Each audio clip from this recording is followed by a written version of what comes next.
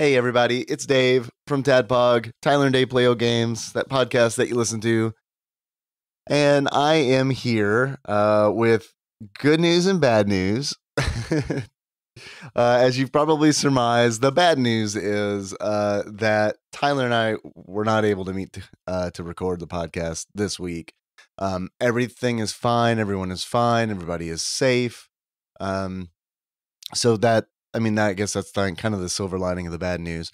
And I'm sure that we're going to get into detail as to why we weren't able to record this week on an upcoming episode. So I guess look forward to that. The good news is we still have something for you to listen to. Thank you to the Patreon donors who donate monthly and for whom we create bonus content for, because we're able to open up the Patreon vault once more, which we tend to do whenever we're not able to meet our podcasting deadline, and it really saves us. So if you donate on Patreon, thank you very much, because we have something now that we can share with everybody. A while back, we recorded a bonus episode on a game called Mazin Saga for the Sega Genesis or the Mega Drive. We did that with Ross Rachel Green from across the pond, and we like how it turned out, and it's got the vibe of like a regular episode. So that is what I would like to play for y'all today. I appreciate your patience very much. Thank you for stopping by, and enjoy the episode. You're about to listen to TADPOG, Tyler and Dave Play Old Games.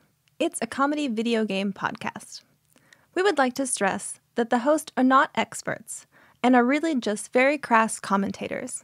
Seriously, this is an explicit podcast that happens to talk about video games sometimes. So please enjoy this pretty okay podcast with Tyler and Dave.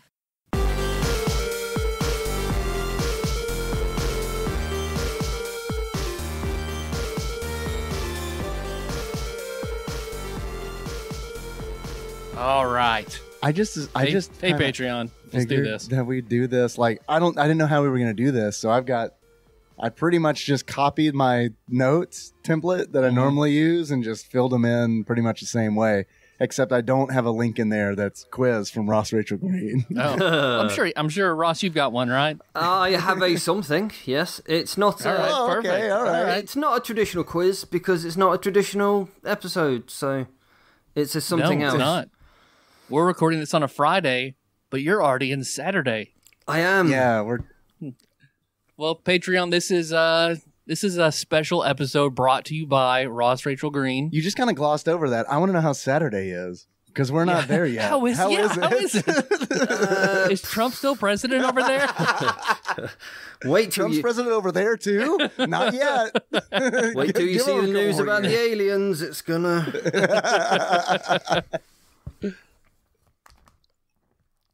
All right, sorry. I had to do my time travel bit. Now I'll be quiet. Well, he's over there. So God Kaiser Hell has already come over and destroyed the ecosystem. Yeah. So. God Kaiser Hell did a number on Europe. Well, I'm sure we'll get into that. Man, it's pretty crazy that these aliens that come from outer space and they have all these, Earth words. So, well, maybe that's just our translation for them. Okay. You know? Yeah. Because it's like, what is that guy? He's kind of like a god. He's clearly German. Okay, God Kaiser. God Kaiser. He's red in spikes. Okay, God Kaiser Hell. The world's on fire. This is appropriate. So, Ross, you wanted us to do, you paid a bounty, you knocked it down for us to do, how's everybody say it? How do you say it, Ross? Well, it's called something different here. It's Mazin Wars in Europe, and I think in Japan as well. But yours is something weird, like Mazin fighters, Mazin, monster, Mazin, aliens, something. I always assumed Mazin. I assume Mazin too, just because it's like the Japanese soft A, you know. Yeah. But Mazin kind of does make sense because it's amazing. So Mazin Saga Mutant Fighter. Mazin Saga Mutant Fighter, which has the same syllable breakdown as Teenage Mutant Ninja Turtles. So it kind of feels like maybe they named it that way in the States because they were like, well, grandmothers are going to be like buying video games. No one knows what Mazin's Wars is. That sounds too. We got to make it like Mutant Fighters. Got to American it up. Put mutant in there for sure. Like I think that was definitely like marketing got their hands on that. And they're like, right. Mutants are real hot right now. Yeah. And so is fighting them. So is Street Fighter 2. I mean, Street Fighter 2 is real hot, and I think that influenced a lot of this game's development. I don't have proof to that, but I'd believe it. If I saw it on Wikipedia, I'd be like, that's what it is. Fact. It's a blue link, not a red link. So Ross, why is this game so important to you? You would toil away at your job on the Isle of Man and then take that money and give it to us. Why this game? God, that's a good question, to be honest. I don't know. It's just a game that I remember owning on the Mega Drive / Genesis in the long, long ago. How'd you get it? Was it like a birthday present? You buy it with your own money? I don't remember. God. Did you steal it? It's got to have been the best part of 25 years ago, to be fair. And I remember Melissa's outfits in middle school like 25 years ago. Come on, you remember your game. It's fine. He didn't marry Mazin Wars. To be fair, I didn't masturbate to Mazin Wars every day.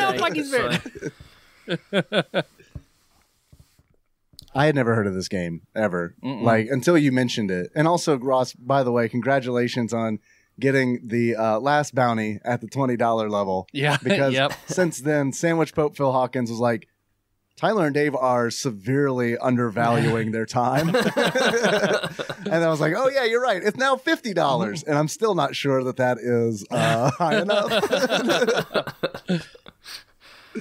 So congratulations. I will print myself a medal, maybe. We'll get you a certificate. Yeah, that'd be good. Yeah, there we go. That's part of it. A hand-printed certificate. To be fair, we'll put our kids to work. It'd cost you more to ship it to me than it would be for like me to pay you to talk about this game.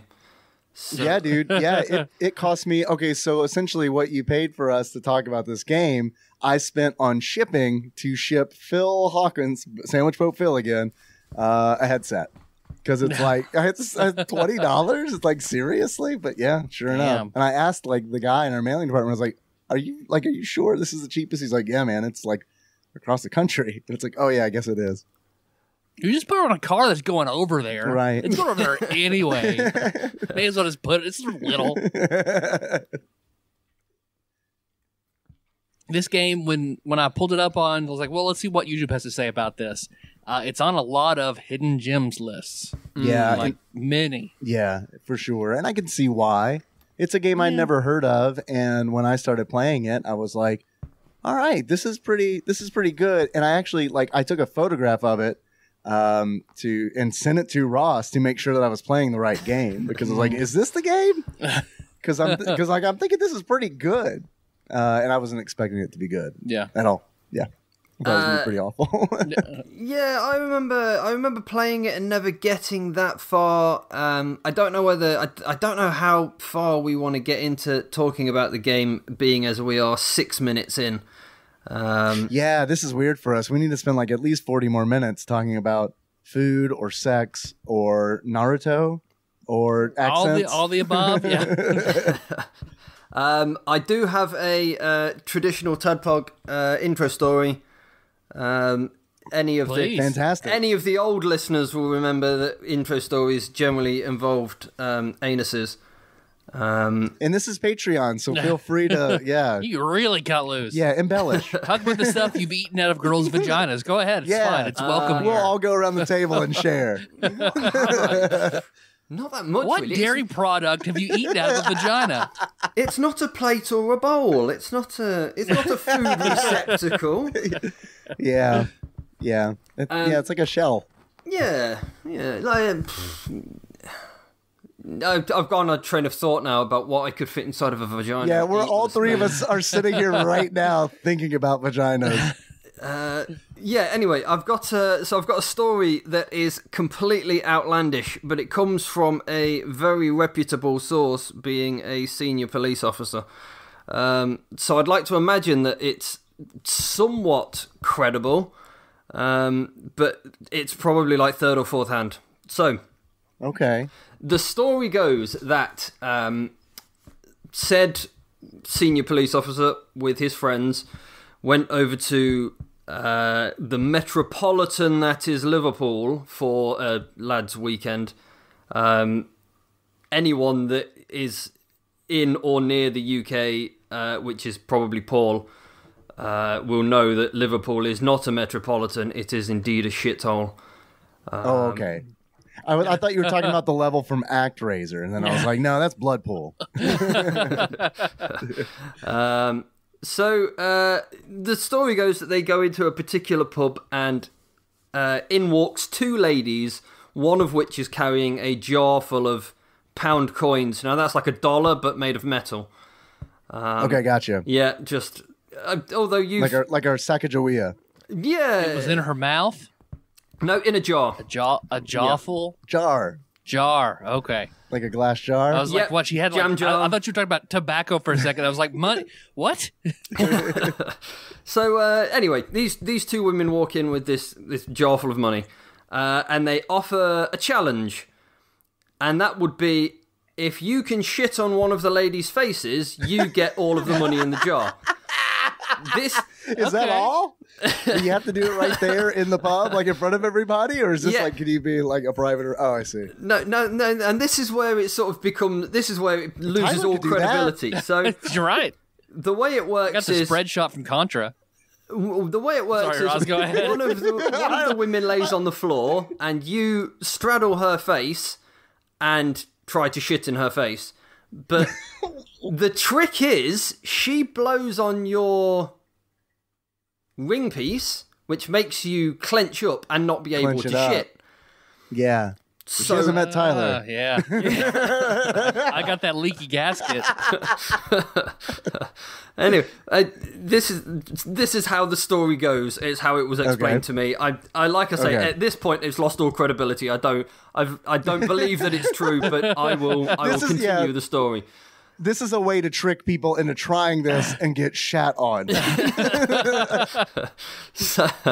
So they take one of the less willing members of their party and proceed to fill Good them choice. with Guinness, which you, Dave, knowing as a Guinness drinker, Yeah. will give you the tarry black shits. Yes, it will. Yeah, it will. Cheap like takeaway curries and fried chicken, and refuse to let him poo for the remainder of the trip. And on the last night, they feverishly look for this couple of women. So this wasn't like a one night thing for these ladies. This was like and I use the That's how they term make their ladies. living. To use the term ladies loosely. It was not. This is Hole just what blower they is do. what they're called. Hole It's an blowers? old profession. Yeah. No, this was apparently a popular grift that they managed. So anyway, they find the two ladies on the final day and take up the challenge, and they pay their money. And one of the ladies lays on the floor, and as the story goes, before she could even purse her lips, the torrent of Guinness and takeaway shits has just hit this lady in the face. And they won. Yeah. They won a jar full of pound coins, but at what cost, I ask you? At less of a cost than the woman. Oh, God. You can't... I can sort of picture the look on her face, that horrified... I don't For a know how to... Yeah, I can't open my eyes. I can't open my mouth. It's just like pause. I bet you're wondering how I got here. Record scratch. Yeah. My life's taking some pretty serious turns. If there is ever a record scratch moment in a person's life, that's one of them. Yeah. As the turds are like inches away from your face, it's just, I bet you're wondering where I came. I'd like to imagine that now she's a businesswoman doing like multi-million pound business deals, but See, I'm not imagining turds as much as I'm imagining like venom webbing. Yeah, see, I was thinking of the snake fireworks where you light them and it's just like this tootsie roll of tar that just keeps growing. Oh God, yeah. So it's like I say, it's from a credible source, but it's not a credible story at all. So was the senior police officer was he the key part of the group, or was he like the first on scene? No, he was the the judge. He was in the group of lads, as they say them. Yes, I don't know if he witnessed it, if it was his group that did it, if someone in another group told them it happened. But either way, we can all agree it's a good story. It is a good story. Yeah. Now, Ross, how many faces have you shit on personally? Or assholes have you blown on? There you go. Probably more arse. I've probably blown in more arses than I have shit on people's faces. That's a good average. Yeah, you got to keep that ratio clean like that. That's commendable. God, this is a giver. I appreciate it. This is another good story that is entirely credible because it is regarding a lady I dated. I have another story about said lady I dated as well, but I have a feeling that would make a good stinger. Oh God, yeah. Let's man, lay them on us. Let's go ahead and talk about all the ladies you dated. Let's go line them up. Yeah, it's not a very long list, you know. It's Well, what's your magic number? Oh Christ. Like 5? Less than... Feels good. It's good. All right. It's a good number. That's good. I mean, that is all of the people that you slept with in your church, I think, Tyler. Yep. Yeah. You're right. You knew them too? Heaven's 5, we call it. Heaven's 5. Party of 5. Oh, Party of 5. That was a good reference. I got that. That was all right. That was an You want American Party of show Five? that I've Neve heard Campbell, of. Scott Wolf. Yeah. Anyway, there was a lady I dated who I call her a lady in the loosest possible sense. She also got shit on her face. She could sort of like get Hugh on her Grant's her knees and put her. Oh no, that I'd never have left Hugh Grant. Come on. You don't have enough penis for Hugh Grant. Would I be bottoms for Hugh Grant? Maybe. I mean, he's treated me right, I think. For a little bit, he probably would. For a little. For a little bit. Yeah. You'd have to go to Eddie Murphy eventually. We all go to Eddie Murphy eventually. I could have sex with Hugh Grant just a little bit for a treat. I think it seems like he'd be very polite about it. I don't know, 9.5 weeks.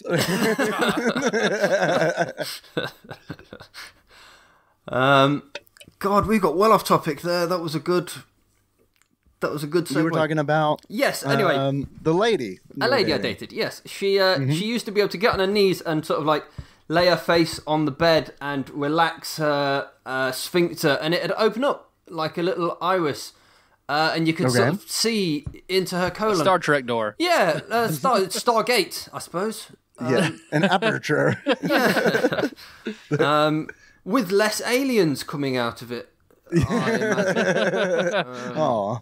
But yeah, this was like pre-cameras on phones time, so I couldn't really take a picture of her wide back alley. So was it a, hey, Ross, check this out sort of moment? Or you were like, just relax and let me see up there, baby? Yeah, how did that go? I wish I knew.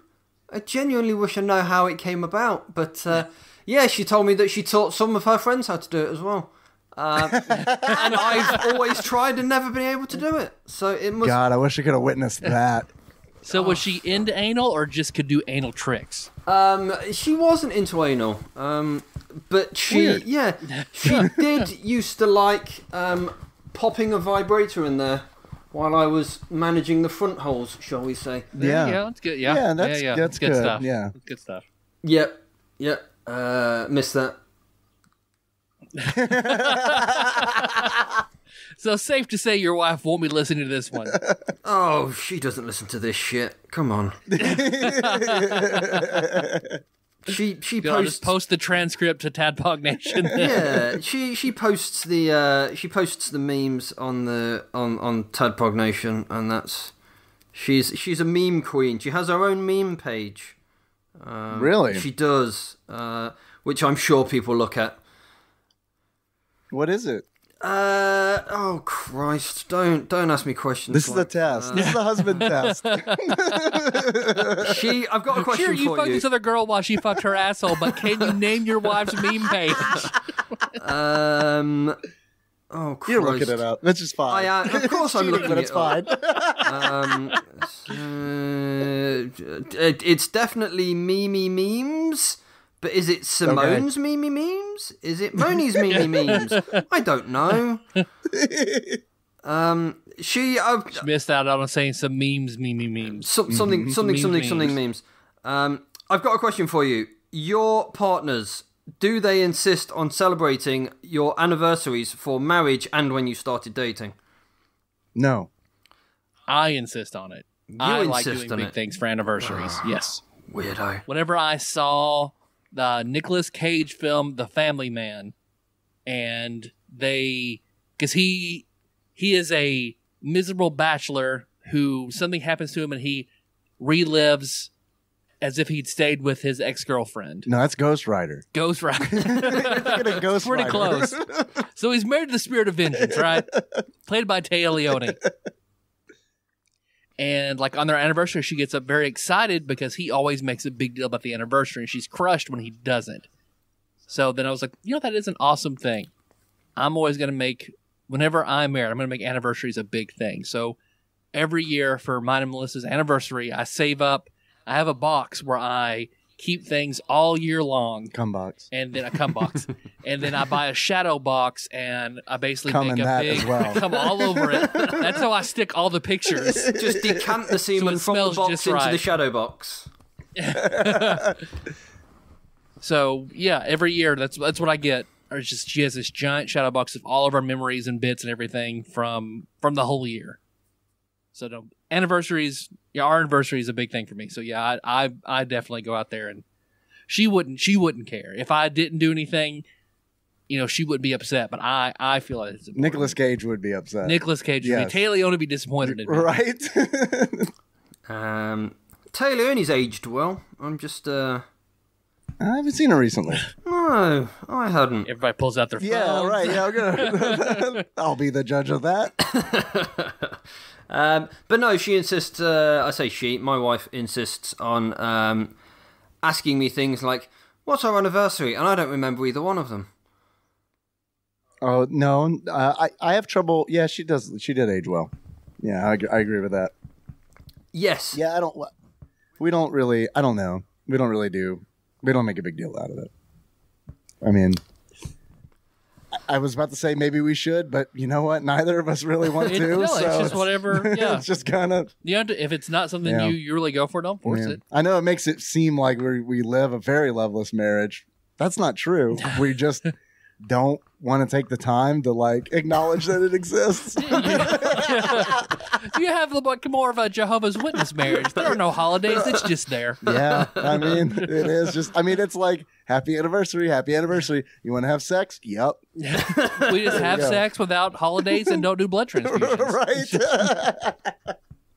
Normally we'll go out for dinner or something, but this year we didn't. It was very much like, okay, I guess Put on your mask. We're going out for dinner. Right. God, yeah. How's things going in your neck of the woods? Are you allowed out of the house? Oh yeah, for sure. Encouraged. Encouraged. Yeah. No, go ahead. Fuck it. Just go out. Don't wear a mask. Don't do Right. anything. Yeah. It's fine. You live in a super, super, super red state. Although I didn't hear this until today, but our governor, Steve Bashir, was like, "All right, we're gonna start. We tried doing this the nice way. If you're out and you don't have a mask, we're gonna start giving fines." I don't know that I don't know how well that's going to be enforced. See, he's gonna have to fight the Attorney General on it because the Attorney General is a super Trumper, and he is fighting everything Bashir is doing tooth and nail. Yeah. It's fun. Yeah. Because I work in one of the 2 hospitals in town, and I know the COVID units are pretty full.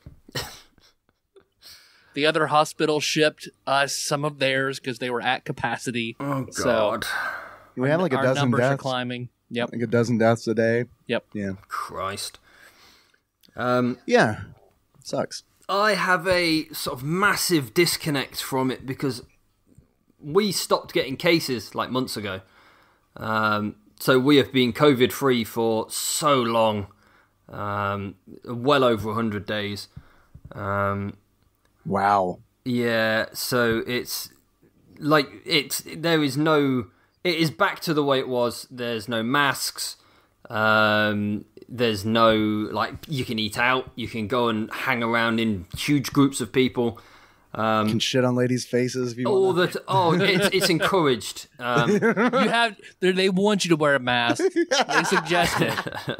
It's a Halloween mask. It's not so much a mask as it is funnel. But it's fucked all the way around in the U.S. until a vaccine comes out because it's just gonna be wildfire until a vaccine comes out. That's just how it is. Yeah, I think that's sort of feels like how the UK was. I think the UK was edging its bets on what word am I looking for? You can read my mind from 6,000 odd miles away. Herd immunity. I think we were looking for herd immunity, and it didn't. I say we. I think they were looking for herd immunity, and it's not gone very well. So people will come over. We've got immediately the government here said no one's allowed in or out of the country, and we've just sort of started letting key workers back in to do all of the work that the people here aren't qualified for. So we will get things like doctors and nurses that have to come over and self-isolate for 14 days in a specified place. And inevitably they break the rules. So we've recently had uproar because we had 5 guys from the UK who work on the railways or are railway employees, and they came over to do some work, and they were told to self-isolate for 14 days. So the first thing they do is go to the supermarket, and of course they're wearing face masks. So people say things like, "Why are you wearing a face mask?" And they say stupid things like, "We've just got off the boat." And then people do sensible things like call the police, and then the police come and arrest them. And then they've recently they've been given a jail sentence for 14 days. And after that 14 days, they're going to get back on the boat and go home. And people here are saying that was exactly the right thing to do. Fuck everyone else that doesn't live on the island. But the people from the UK are saying, how dare you arrest and imprison people for 2 weeks for going to the shop? But that's the rules. Yeah, I'm with your island. Yep. Where it's like, hey, we figured this shit out. Yep. Stay quarantine. You're welcome to come. Fucking quarantine. Those are the rules. Meanwhile, our president has it. Or does he? There's conspiracy theories. Melissa's kind of in that camp of like, he doesn't have it, so he can say it's not a big deal and act like he beat it. Yeah. Well, that would be that kind of move. Yeah. And it is kind of fucked up where it's like, because I don't feel like I've like really, I don't know, man. Up until like the last few years, I don't feel like I've been very like conspiracy like oriented, but like now all of a sudden it's like, well, I mean, a lot of shit's fucked up. So yeah, man. I mean, QAnon. Have you read that kind of stuff? Like Hillary Clinton in the pizza shop. Yeah, Pizzagate. Makes sense. I mean, this year has been such a dumpster fire. I'm expecting someone to say the Earth really is flat. Sorry, guys. We cannot. Well, what's fucked up is like we bag on 2020, which absolutely has been complete shit. But 2021's also going to be complete shit. Yeah. It'll be sadder because, like, we had a year to get ready for it. I know. We just thought 2020 was going to be great. Halloween's on a Saturday. 2020 is going to be great. Yeah, that's what I'm not looking forward to. I'm not like New Year is going to be the weirdest fucking New Year ever because it's just going to be like things are not going to be better. Happy Zoom year. Yeah. So, all right. So what kind of so while you were unemployed or made to stay home, how did the government support you, Ross? I worked all the way through it. I just worked remotely. Okay. I was classified as a key worker that keeps the cogs of government turning. So they got me a laptop and said, here you go, you are allowed to work from home until we tell you to come back. And it was about 8 weeks. Wow. Okay. And that was it. And that was the last of it. So it was, yeah, they did a thing, they called it furlough. I don't know if it's furloughing in there. It is. Yeah, they called that too. And the government sort of paid you 80% of your wages, or paid businesses to give you 80% of your wages. So, I mean, most people coped as best as I can imagine they could. But like I say, that wasn't my problem. And it sounds fairly heartless, but, you know, I got paid, so...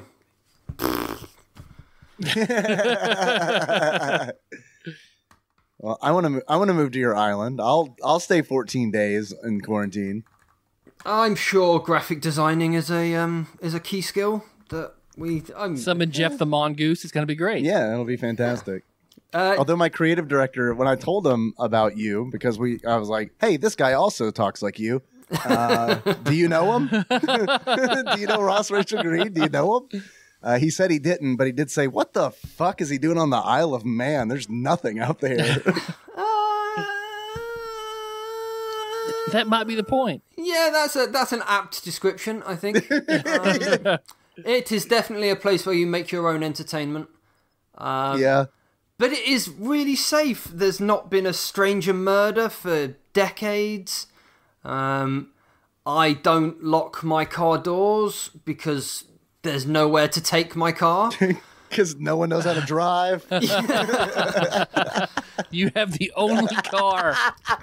You drive down the road. It even had to do with his fading from your memory. That would make commuting so much better. The worst thing about driving is everybody else on the road. Naturally, yeah. But no, it's a safe, nice place. You can't get away. Like, you can't really have an affair because everybody knows everybody else. And it is the sort of place where... So your wife was like, I'm tired of talking about the asshole blinking girl. We are moving to the Isle of Man. Yeah, let's... right, let's see. How long is your daily commute in miles? In miles? I can tell you in minutes. I don't know what it is in miles. It's 8 minutes. 8 minutes? Christ, that is close. 8 minutes, yeah. Mine's about 15 minutes. Oh, God. Yeah, you all live super close to home. Or work super close to home, should I say. How long is yours? Mine is about 35 minutes. I work 17 miles away from my house. And I would regularly drive sort of an hour into town in the UK and think nothing of it. But if I have to drive to Douglas at the weekend, it's a real chore. And people will say, God, all the way to Douglas. It's 16 miles. If it wasn't for the mountain, I'd be able to see it. No, sleep till Douglas. And yeah, it's just one of those, like, God. if I have to go to the airport is about 10 minutes further away from my home. And I was like, God, I've got to make a day trip of it. I'd better pack sandwiches. I like that's where your mind goes. It I is love that. an absolute... Someone said, I'm going up to Ramsey at the weekend. I'll make a day of it. Like, a day of it? It's... It is a weird... I'll make a sandwich listen to 2/3 of a TADPOG episode. It is a real... Yeah, it is a real... Just... They call it the island mentality. And although it is like 35 kilometers long, it is very unusual to go from like one end to the other in like a weekend. You're living on island time, baby. Yeah, that's it. But it's nice to sort of notice that although it is a very small place, people talk weird down south. Yep, same here. Well, your down south is hundreds of miles. Mine is like 20.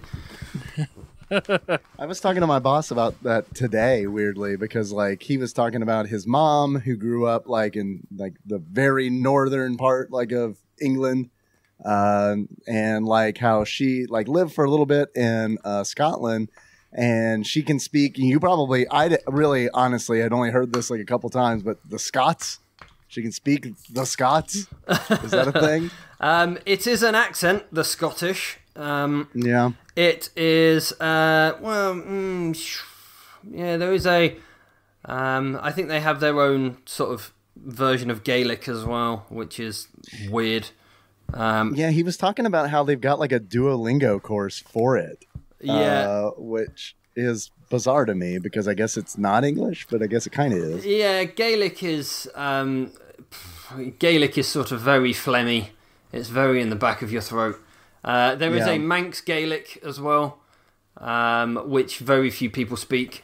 That sounds like a video game. Manx Gaelic. Yeah. And the adventure of the porcupine sword. Manx Gaelic. Yeah, it's a funny old place. Is the Isle of Man, but yeah, I'm kind of stuck here now. I'm not allowed to leave. Couldn't leave if I wanted to. Seems like a pretty good place to be stuck in right now, though. I mean, yes, truly, we are very lucky, and I mean everyone here sort of says they forget that the world is still on fire because man, that is a really good statement. Like that's great. And when is that hard Brexit coming up? Oh, Christ, I don't know. I'm trying to stay as far away from it as possible. Although... I don't think it's going to help. Again, sort of doesn't affect us because the Isle of Man is not part of the UK or even part of Europe. So... Oh, so you're good. Okay. I don't know. I mean, the UK is our biggest trading partner for imports and exports. So if they're fucked, we, by association, are also fucked. Sure. I guess we'll probably try and get a lot more deals. I can't even say we'll go for Ireland because that's part of Europe and we'd need a European trading agreement or something. Let's figure that out when the time comes. Yeah.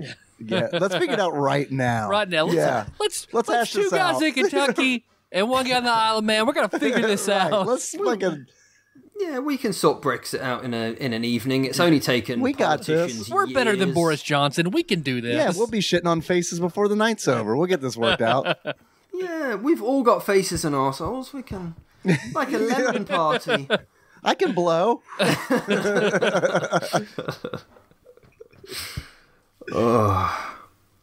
Was that... Well, Mazin Saga.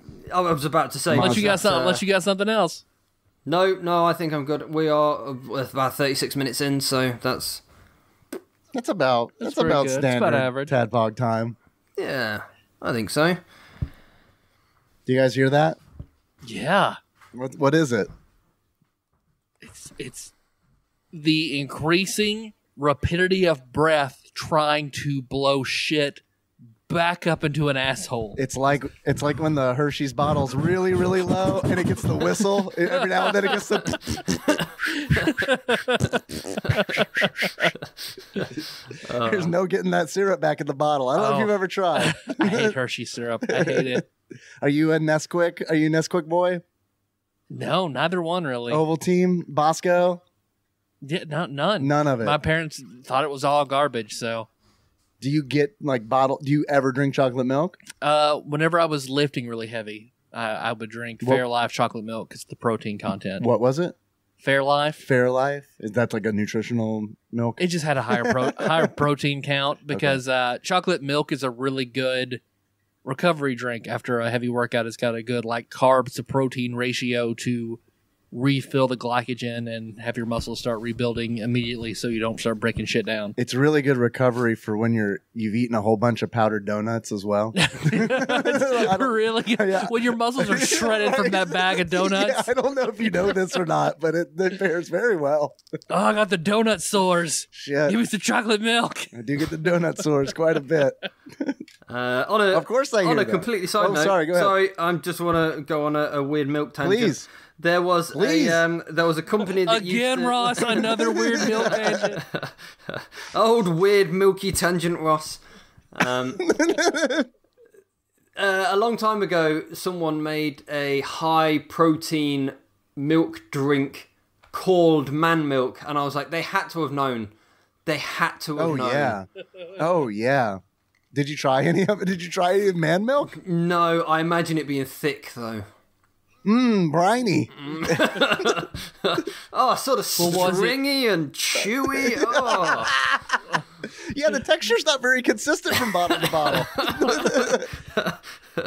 That reminds me of like, it was like a Republican convention where they bought and handed out gun oil for saying that they're gun rights, but it was actually a lube used by a lot of gay men, and they didn't know that when they bought a whole bunch of it to give out. Oh, that could not have been better. What did the packaging of Man Milk look like? Did they have like purple caps? Like, no, just in a tied off condom. That's how you buy and drink it. need a shot? It's got a high protein content. Yeah, just pull it off a clothesline. Well, is it Canada that sells bags of milk and you have to have a jug for it? I don't know. I think you're right. I know in my middle school and high school we had bagged milk. I've heard of that, but I've never. Yeah, we had cartons when I was in high school. Little tiny baby cartons. We just had it was a crate of just sad bags of milk. Just brought the cow in. Here, everybody just open up. All right. Four at a time. You're working it like a fucking bellows. Of course I hear that chugging of Man Milk, which of course ushers in a segment that we like to call Dave Reads from Wikipedia. There's a kind of a short entry here, but Mazin Saga Mutant Fighter is a 1993 hybrid beat-em-up fighting video game developed by Almanac Corporation. I want to say Almanac. Yeah, there's not enough A's in it, though, is there?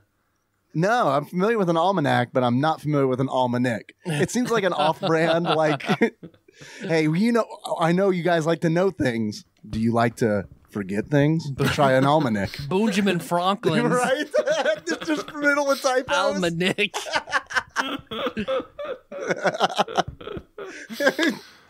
I'm sorry. The bookstore will not accept my almanac return. It was developed in conjunction with ALU and Team Saga and published by Vic Tokai for the Sega Genesis in North America and later in Japan and Europe by Sega. It is based upon Go Nagai's Mazin Saga mecha manga, which is considered a combination of Nagai's Mazinger and Devilman franchises. Kim Basinger? Kim Basinger? How do you say that? Vicky Vale? Players assume the role of Koji Kabuto, or as he's known in America, Ed Snorlax. Hal Helmet. Wielding the Mazinger Z armor Did you like how I tried to do both the pronunciations at the same time? The Ma Zinger. When your mom makes a good joke, it's a Ma Zinger. Ah, shit. Shit, Mom. He wields the Mazinger Z armor to fight against powerful bio beasts led by God Kaiser Hell. And that's pretty much it. When I read that Wikipedia article as well, and it's going on about Kenji Kabuto or whatever he is. I mean, none of that is explained in the game, No. I assume the instruction manual that I never read. I found the manual online, which is usually a good sign. But the game intro does kind of tell the story, but it's all pretty much front loaded, and then you don't get any more story until the very end. When it's like, everything's fucked, we're going to Mars. Yeah. Oh, which spoilers! is like, okay. Spoilers!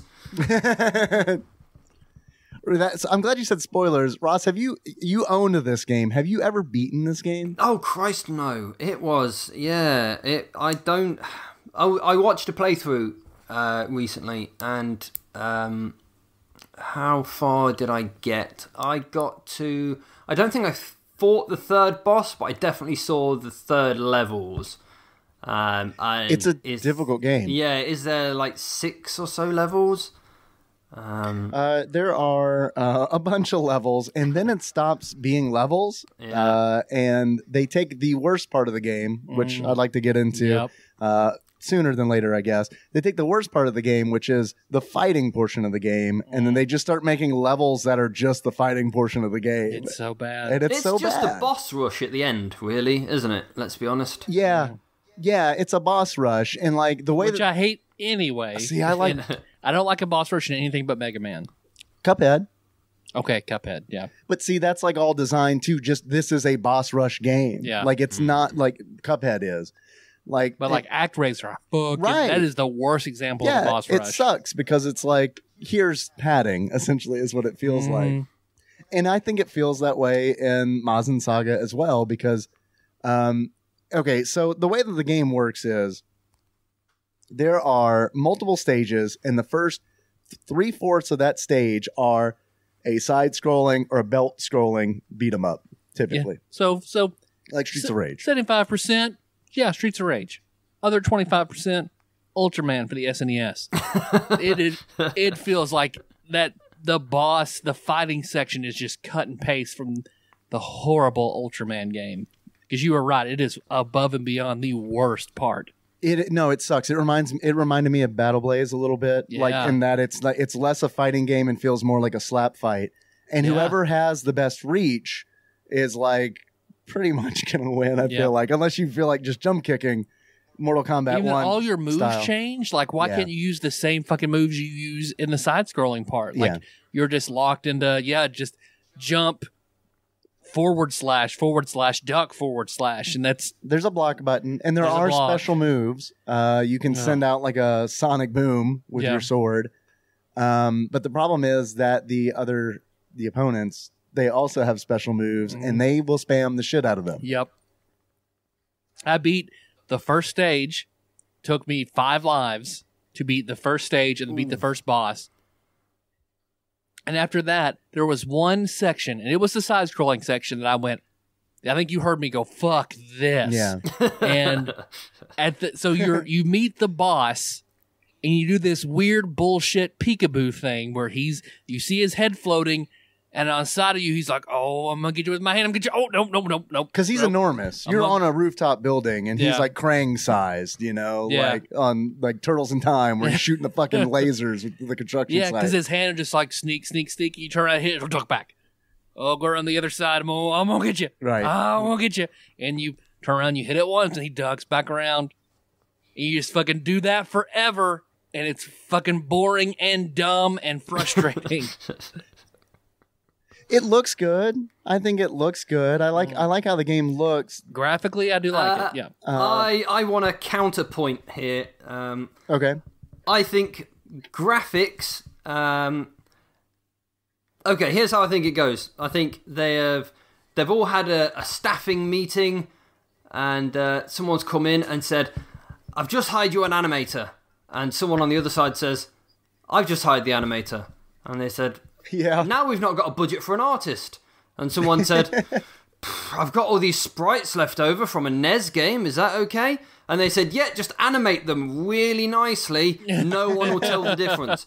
And I thought the animation is fantastic. When the people move, it's not just I'm going from standing up to now crouching down. There's several frames of movement where they're sort of folding their body and getting down. And yeah, it's nice, and they roll nicely and they move cleverly, but it's a real shitty 8-bit. Just the characters. I thought the character sprites were dreadful. Certainly in the side-scrolling bit. I was about to ask which section you're talking about. This is the beat 'em up section or the fighting section? Because they really are two different games. Yep. Yeah, the side-scrolling bit, I thought the graphics were the worst bit. The fighting game, I guess, was like any mid-range Mega Drive / Genesis game of the time. Yeah. Or Power Rangers. It was like the Megazord sections, and Power Rangers, only that felt better to play. Yeah. That was... This feels very blocky, herky-jerky in the fighting segments. In the fighting segment. Yeah. I think, and it's gonna get tough to talk about this game because it really does feel like a fighting game that wasn't strong enough to be released by itself and was then tacked on to a side-scrolling beat 'em up. I don't know the development history to this, but I mean, the games are that, like, the segments are that different that it feels like they were developed independently. And I think that kind of ties in, Ross, with what you were saying, where it's like you had two animators, essentially. Because, I mean, they look very different. Like, as far as, like, character design goes, that's all on point, because I guess that's all Go Nagai. I get what you're saying about it looking like an NES game. I think, and I agree with that. I think I just like that. I like the small sprites, like, I think that the beat 'em up segments like seem to play so fast, and I like the gameplay of that so much that it's easy for me to overlook a whole bunch of other things.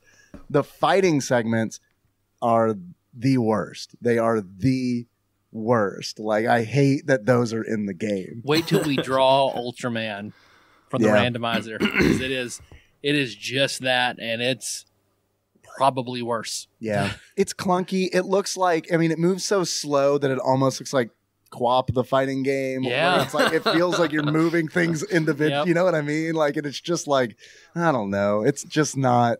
It's not good. It's just not. It's very jarring. It goes from one thing to something complete. It's like rhythm action game and then racing.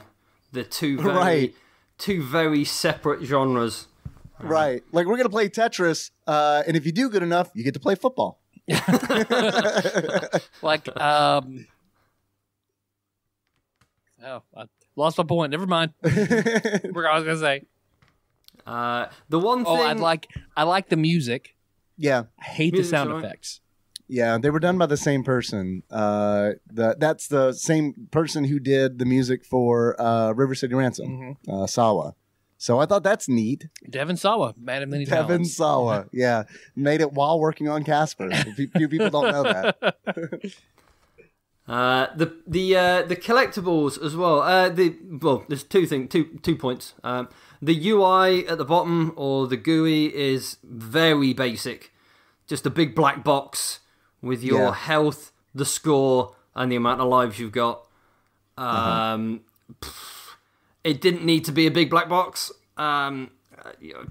Chances are it didn't need to be there at all. I do like that you have a health bar, and it's not like a one-hit kill or a two-hit kill bit. Sure.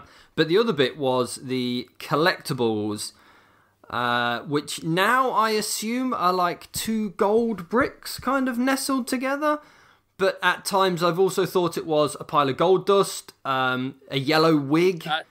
I saw a gold a shiny yellow wig. They are just sort of unrecognizable triangles of yellow,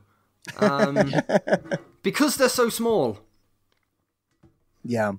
Yeah, and I think one thing that I could say about like the health bar and everything having that big black box is it at the bottom, it does kind of give the game like a faux widescreen effect, which I do think is nice for a side-scrolling beat 'em up, because and with the sprites being as small as they are, you get to see things well before they get to you, which is very important, I feel like, in a beat 'em up. Like newer beat 'em ups that like utilize widescreen is like, this is great because it can be so much faster. It doesn't have to be slow because you're now working with a elongated rectangle. You're not working with a square. Yeah. So I don't know if maybe that was a gameplay decision that they made and they didn't do a good job of figuring out like how to do it. They're like, just make a huge UI at the bottom of the screen. And I kept missing because you have sort of a downward slash with your sword as your standard attack. And you do have a sword. How cool is that? Yeah. Shoot your rage with the sword. Right. I missed a lot. I found I had difficulty hitting the enemies, but you get your sword slash, jump kick. You could do like a Honda style attack where you force your sword out very quickly all over the place. You've dash. The dash and attack was very good. You've got like a Link style downward stab from like Zelda 2. Jumping, spinning, where you spin around in the somersaulty sword. Yep. That was the move that was my your go-to health. move. Oh, and the move that takes your health. Yeah. Right, where you just become a whirlwind of blade. Yep. For not very long. But the one thing I thought, and my same problem with the original Final Fight on the SNES, one player. Yeah. I get it. Here's my proposal that would have made this game better. Okay. Make it 2 player, and give the gold dust, the shiny blonde wigs, a point. In that whoever gets the most points at the end of the level, the side-scrolling level, plays the boss. Because I get why maybe it's 1 player because of the fighting segments. Yeah. I say just get rid of the fighting segments because they suck. There you go. and it's like, I feel like it's also easy to game, where it's like if you're playing with a friend or your little brother and you're like, I get all the wigs, okay? And then when we get to the fighting segments, you don't do anything. You just stand there. Yeah. And if that's the case, which I guarantee you it would be, if that's the case, just remove it. Like, if you're like looking for a way around it, just fucking get rid of it. Yep. You're probably going to hurt the feelings of whoever worked on that portion, but you're going to have a better product. And if for like 2 players, this would have been a really fun co-op experience. Yeah. And Ross, also you saying, like, you bringing up the NES, like it does kind of even feel a little bit more, maybe it's because of the sword, maybe it's because of the size of the sprites, or maybe it's how it looks. I know we've brought up Streets of Rage several times, which is kind of a detriment to Streets of Rage, because like Streets of Rage is fantastic. It's better than this. But it does it gives me a little bit of Ninja Gaiden vibes. And I think that's just because of the speed and the slashing. But I think it's harder than Ninja Gaiden. I liked the back in the day. I liked the like boss's giant foot right at the end of the first section. So boss's giant robot skeleton bio monster foot comes down, and that all animates nicely with different moving parts. And has no shadow. Yes, has no shadow. Well, monsters cast no shadow. I don't know if you knew that or not. In Japan, they don't. Yeah, they are sort of self-illuminating. So right, yeah. But that's where electricity comes from in Japan. Yeah, the monsters that they've slain. Kaiju, yes. Right. And yeah, it's difficult to get on the same plane as the foot to actually hit it. So a lot of the time you're stood just to the side of it, swinging wildly. But I thought that was a really nicely done idea. I thought it looked nice. It was well planned. It showed that you were this little thing and you were going to fight this giant monster, and then for some reason you get big. You're obviously a grower and not a shower. Yeah. But then they repeat that section 3 or 4 times through the game with different feet. Yeah. And there are different feet, and I think that's very lazy. Yeah. I mean, like, that is very lazy. But I do like what they've done, and I agree with you. I think it's awesome that they introduce the boss, the final boss of each stage. They introduce that boss in different levels where it's like, yeah, sometimes you see his foot, sometimes you fight him on the rooftop where he's trying to, I'm gonna get you, like you were talking about. Where's time I come from? From this side. Right. Oh, no, I'm over here. It's neat that it's like there's this ever looming thing that you're gonna eventually have to fight in a really shitty mode. Yep. Especially Slughead with his I guess a Morningstar is the Morningstar, the ball on the chain. Flail. His very, very long-reaching flail. Yeah. Slughead, who looks like a bipedal xenomorph with a flail, who also breathes lightning balls. He was really where the fighting started to those segments, the fighting segments really started to wane because it was like, God damn, he's got crazy reach. Level 2. Right, level 2. Blocks everything. Who looks underwear on me in level 2? Right, yeah. And that's very much the case. It's all downhill from here. It is. I do think that the variety of enemies in the beat 'em up parts is nice. Yeah. They have guys on like speeder bikes that'll come in very quickly. My favorite / most hated enemy in the game is essentially some kind of like goo mummy that like walk. Do you know what I'm talking about? A cummy. A cummy. It's a cummy who walks like very slowly towards you, but like when it gets within a certain range, it like turns, it goes like Gumby mode and just like lunges at you very quickly. Yeah. And the first time always it's fucking scary because it's like, it's hard to know exactly when they're going to do it. So every time they do it, it's like, oh shit, they're on me and I have to get them the fuck off of me. So I like that. And they change up like, how we were talking about, the bosses will show up in the levels, right? In the beat 'em up sections. In the third level in Europe, which is a desert now. Yeah. And in the back, it's Europe because in the background you see the destroyed Eiffel Tower, the destroyed Arc de Triomphe, the destroyed Eiffel Tower again. Yeah. The destroyed Arc de Triomphe again. There's a lot of them in Paris. We just made duplicates and then those got fucked up. We just kept making more. They kept tearing them down. The original enemy, just the basic green guy with his fists.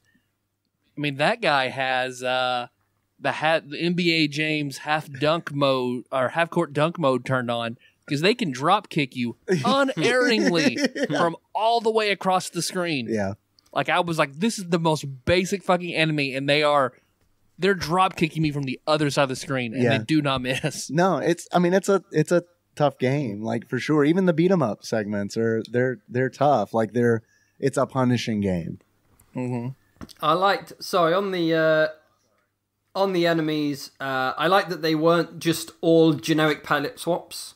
They all looked different. You might fight like 30 green guys, but there were no, here's the 15 green guys and 15 red guys.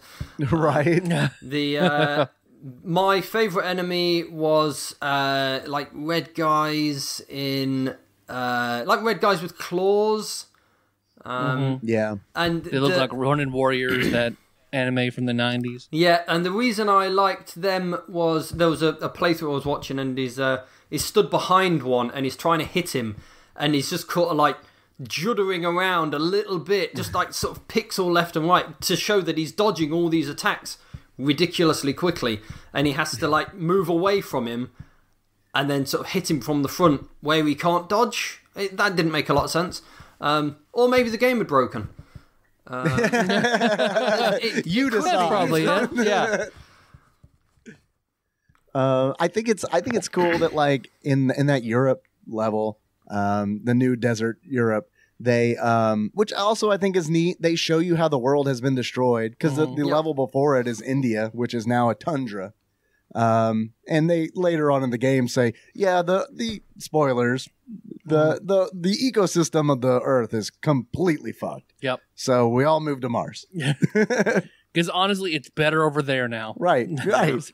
But in the desert Europe, there's a beat 'em up stage, and then it switches to an auto scrolling stage where the boss, a giant dinosaur named Dino Beast, is chasing you, and you are trying to rush to the right before he destroys you. And in order to do that, you're like jumping on his hand and jumping off on platforms, and it's very like it's action oriented. It's exciting.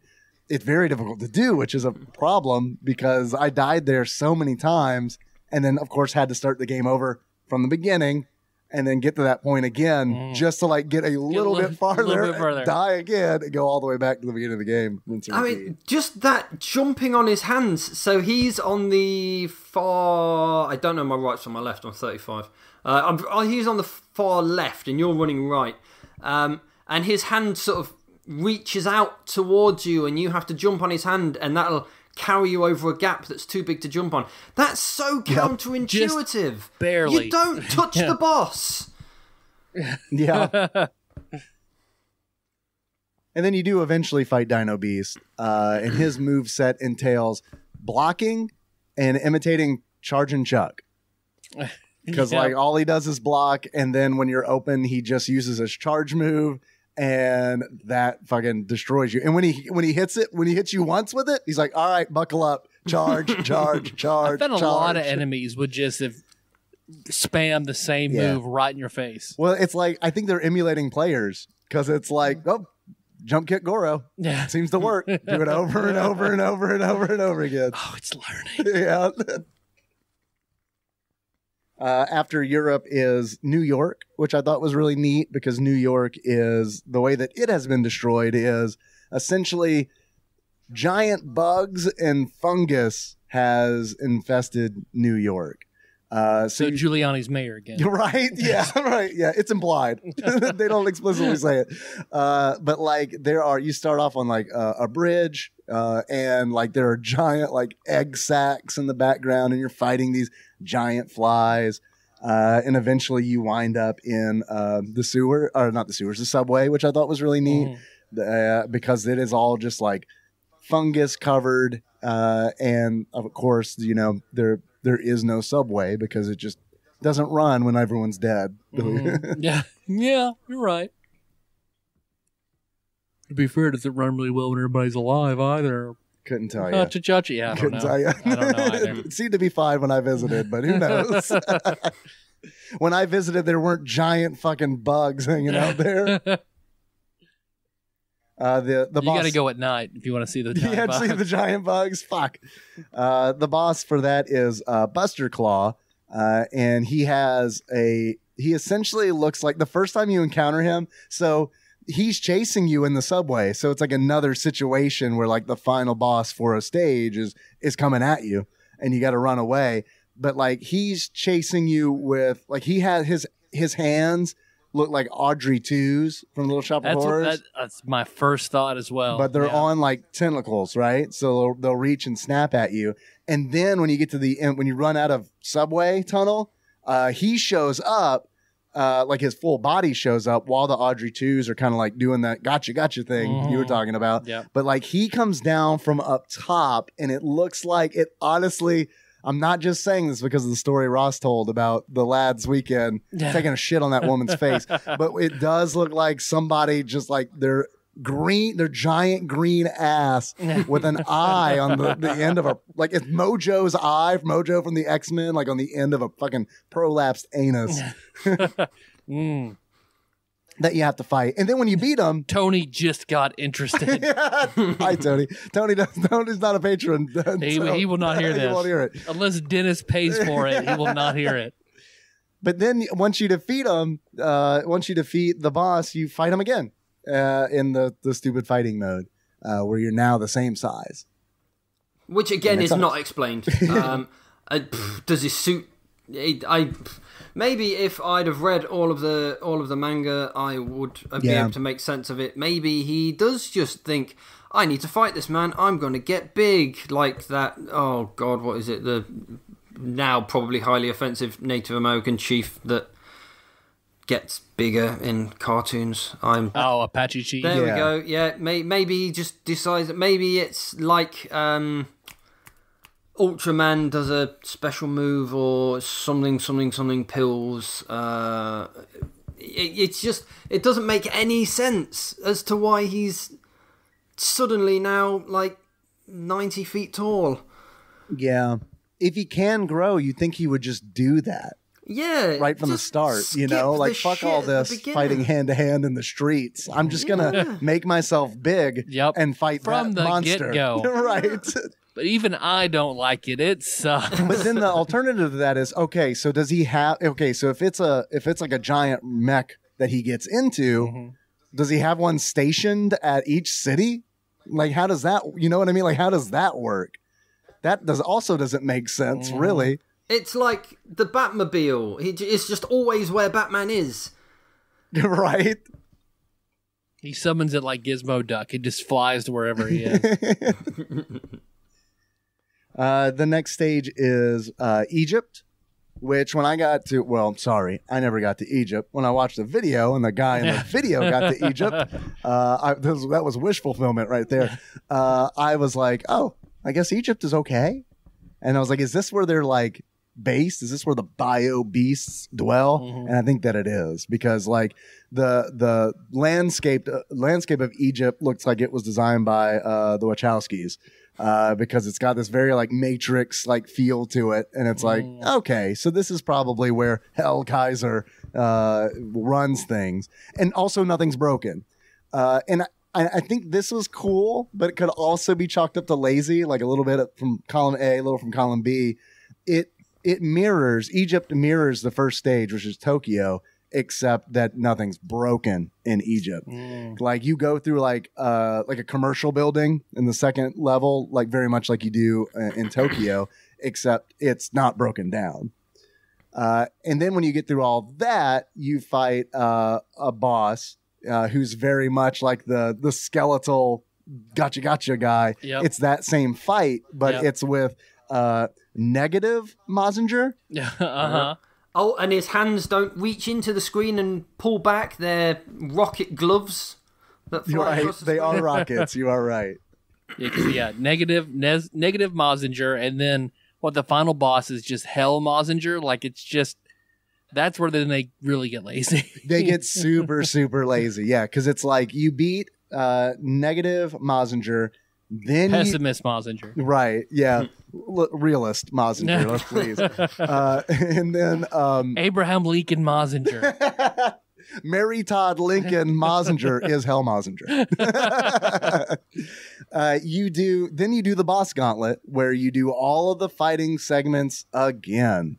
And if I had been playing the game where it got to this point, I think this is where I would have stopped, regardless of how much time I had sunk into it at this point, because you just play the worst parts of the game back to back to back to back to back. Fuck that. Yeah, fuck that.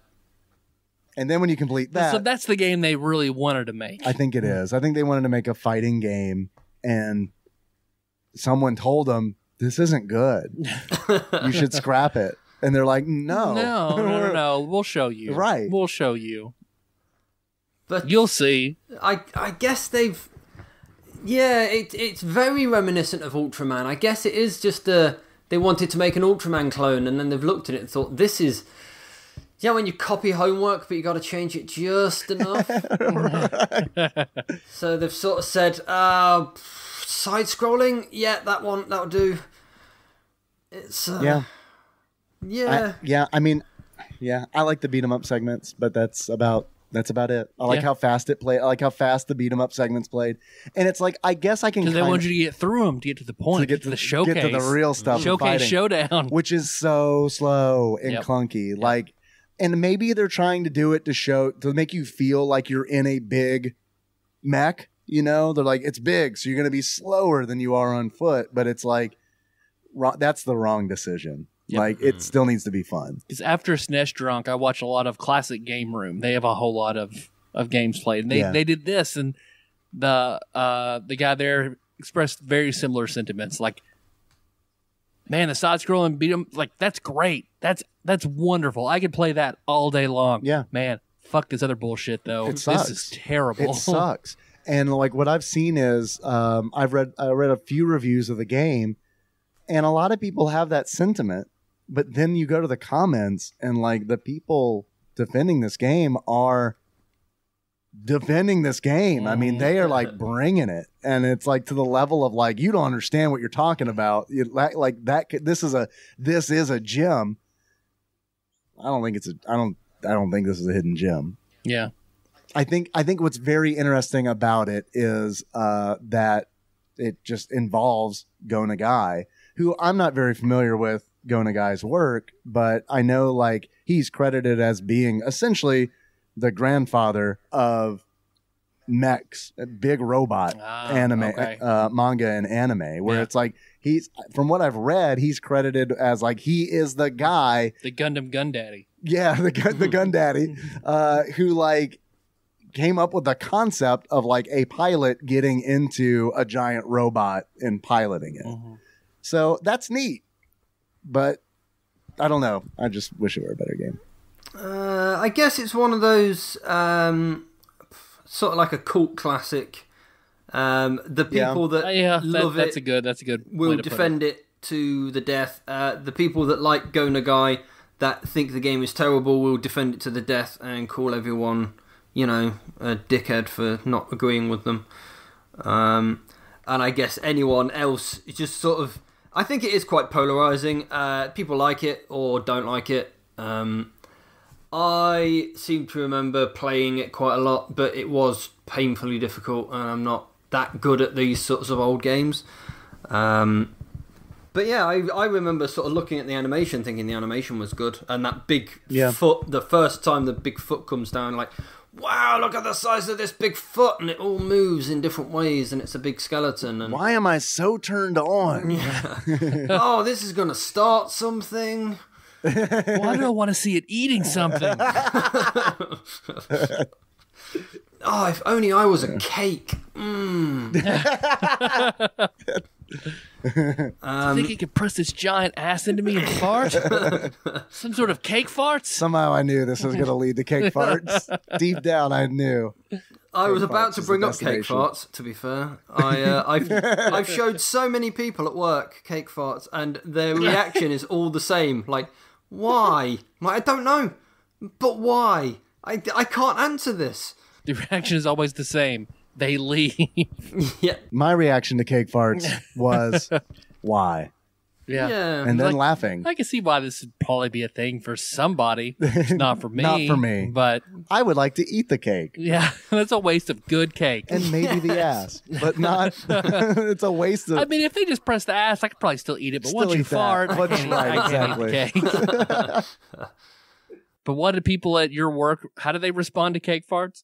Yeah, it's mostly sort of why, and I can't explain why. But how does your wife respond to cake farts?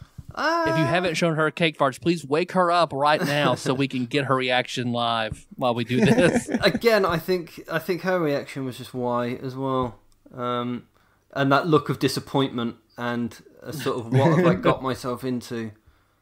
I have a theory, and it does involve somebody owning a porn studio and a bakery. How could I make these two things work together? This cake was only $1 at Walmart. Right? Because it's already 2 days old. What can we do with it? Fart on it? All right. How can we make money on that? Do you know a somewhat cute girl who like eats a lot of like beans? So I don't know. That's all I know. That's Have you seen the cake farts video recently? Mm-mm. I mean, she not is since the last time I linked it in the show notes. It's been a while. She is significantly less attractive than you would think. She looks like she is nursing a coke habit. She says she looks like she would fart on cakes. Yeah, I was about to say, close your eyes. Imagine a woman who will fart on cakes. She says, what does she look like? She says, "Let me get comfortable." She takes her hair out. It's obviously unwashed. I imagine she sort of said, "Oh man, I've got some awful trapped wind today," and someone is just like, "Wait, just hold it, just 5 minutes, just." I've got this birthday cake for the boy. I'll get him a one tomorrow. Just pop you in there. To be fair, if I knew that my day entailed farting on a cake, I probably wouldn't get dressed up for it. I'm not going to shave my legs and wash my hair to Yeah. fart on a cake. Do I have to put makeup on for this? Good. You probably want me to be dirtier, right? Right. That works. It's just, I'm going to have to fight a giant foot after this? it's just an odd combination of things. it is. That is a good way of putting it. Much like Mazinger Saga. Yeah. You've taken two things that you like, farting and cake, and smashed them together in not the nicest way. Mazin Saga equals cake farts. So that should be the tagline for this episode. Yeah. The cake farts of Sega games. Yeah. So far. So far. But there'll be a lot of people out there that haven't tried farting on a cake or eating cake that has been farted on. And they might really like it. And they'll go and play the game and say, this is actually really good. What? I don't see what they didn't like. The farting is good. The cake is good. Together, they're great. I do think the game is worth checking out. Mm-hmm. I mean, I don't think it's a horrible game, No. but I think it's worth checking out. It's a curiosity. Yes, it is a curiosity. Do you guys have any achievements for the game? RuPaul. You Okay. unlock RuPaul by getting 10 shiny yellow wigs. Okay, all right, perfect. Oh, yeah, that was good.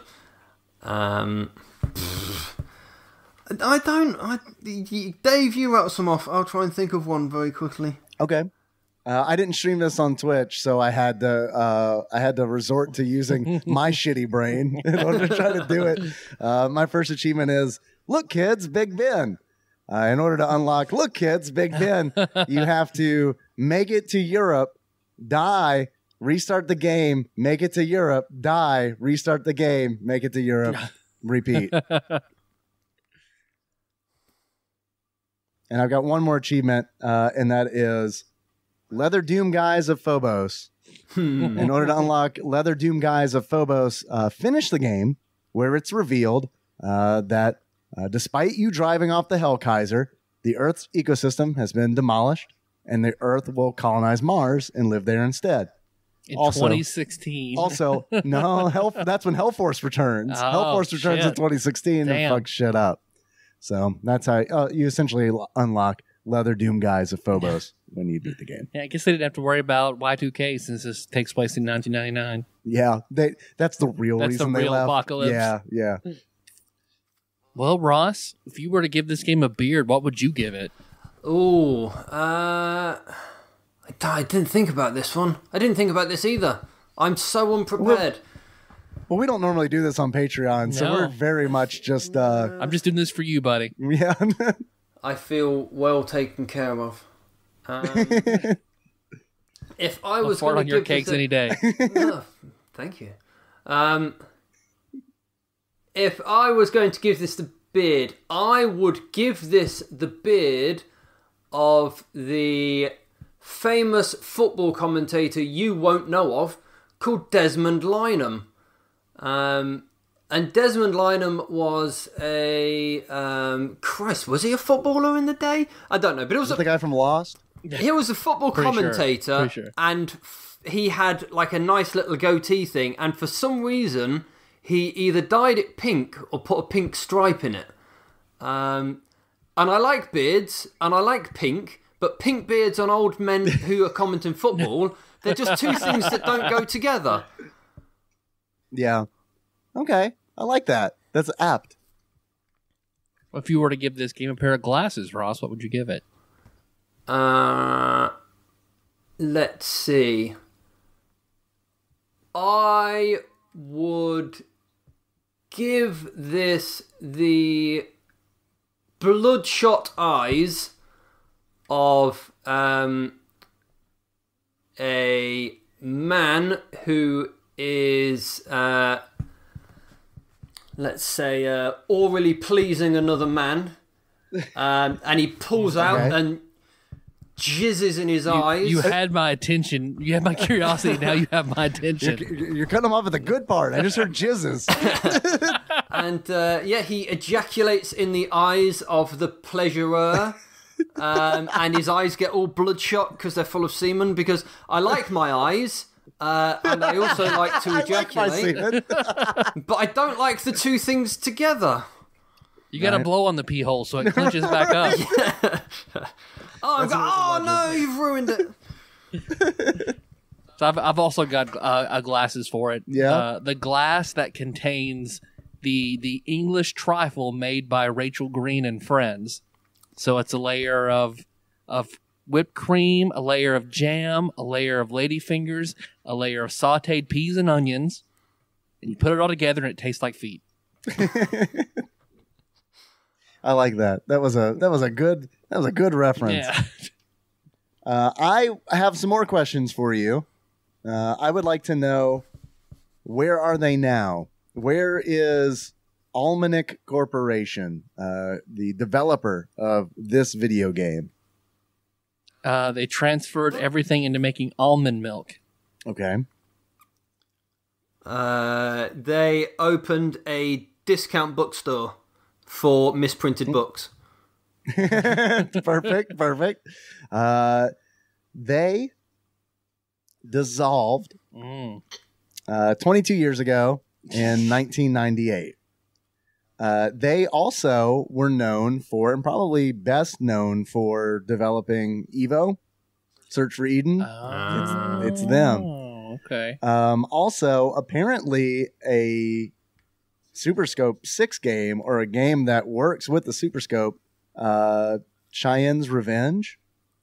So I'm kind of excited to check that out. Okay. I have another question. I want to know, where are they now? Vic Tokai. Vic Tokai is the publisher of this game. I assume they were probably bought up. Okay. Bought up. Ross, what do you think? I am going to say, I think they did lots of Sega games. I bet Sega bought them. Okay. I think those are both great guesses, and I would have been very, very, very surprised if either of you had gotten this. And I don't normally ask about publishers because we've typically covered a lot of the publishers already. But Tokai started as a communications corporation in 1977. They dabbled in video games for a little bit, but now they sell internet. Now they're an internet provider. Okay. They're doing that very... I feel like in America, we don't do this. Like, I feel like in America, like, if a business fails, it fails. Yeah. And it's like it's bought up by another company. But, like, I feel like in Japan, it's just like, oh, we did video games for a little bit. Fucking didn't work. So now we do fucking internet. Yeah. And we kept the name. That thing will probably stick around for a little while, right? Internet? Let's sell it. Lots of feet and farting on cakes. Let's forge it. Yeah. Let's sell our cake farts on it. So there is a chance that Nintendo could start selling canned fish. Yeah, I'd say there's probably a good chance. I'd buy Nintendo sardines. If they'd have done Wii U too, then yeah. We'd probably all be eating Nintendo fish right now. Fish Tendo. It just fucking writes itself, doesn't it? I want to know how much this game is. I want to know how much, if you were to buy Mazin Saga Mutant Fighter with US dollars loose, how much do you think you'd pay for it? Ooh, loose. Sega games are all pretty cheap. Go ahead, Ross. I am going to say $11.25. Okay, $11.25 American. Tyler, what do you think? $8.49. All right, $8.49. Actual retail value of Mazin Saga Mutant Fighter loose for the Sega Genesis, on average, according to PriceCharting.com, at the time of this recording, is $42.44. Jesus, that is not what I expected at all. About 10 years ago, you could pick one up for about $5. Yeah. And then I think a bunch of YouTube videos were made about it. And I think that's why it is now $42.44. All right. Did Go Nagai die? 10 years ago. What's that? Did Go Nagai die? Is that the only reason why it's so popular? I think Go Nagai is still alive. Yeah, he's 75. Born. There's a born date, but not a death date yet. Going a guy alive, or is he gonna die? That was a stretch.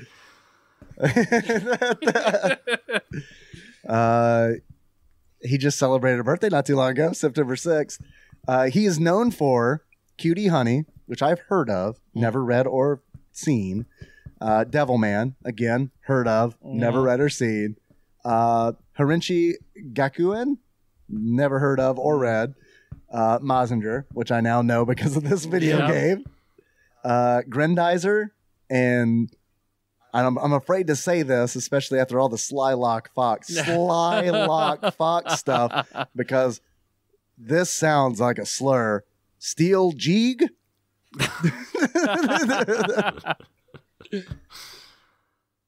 But he's not dead. Not yet. But probably will be soon. TADPOG curse. Probably, yeah. Sorry, you're right. Guy. So sorry. Just like we killed Farmville. Yeah. If you wanted to pick up a new copy of this game, you're looking at spending a whopping $165.50 on average. Damn. Jeez. It's a lot. It's not worth that. No. It's not worth the $44. That's one of those where it's like, sure as fuck, I'm glad I do not collect Sega Genesis games. Yep. Ross, you got any more of them questions? I do have some questions for you. Fuck yeah. It's not a standard sort of format quiz. It's more sort of freestyle. Cake quiz. I could probably whip up a cake quiz. No, what I've got is a list of the top 10 best-selling Sega Genesis games of all time. And I want you to guess what they are. I don't expect them in any order. Just fire out what you think might be the 10 best-selling, and then I will read you the list. Okay. And I think you'll be pleasantly surprised. Sega Genesis, or Sonic the Hedgehog. I'm assuming Sonic 1, Sonic 2. I'm assuming pack-ins, yeah? Pack-ins are included, or yeah, no? pack-ins are included, yeah. Okay, then I'm with you, Tyler. Sonic 2 for sure. Sonic 1 probably as well.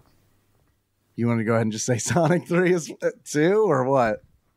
Yeah, probably. Streets of Rage 2. Streets of Rage 3.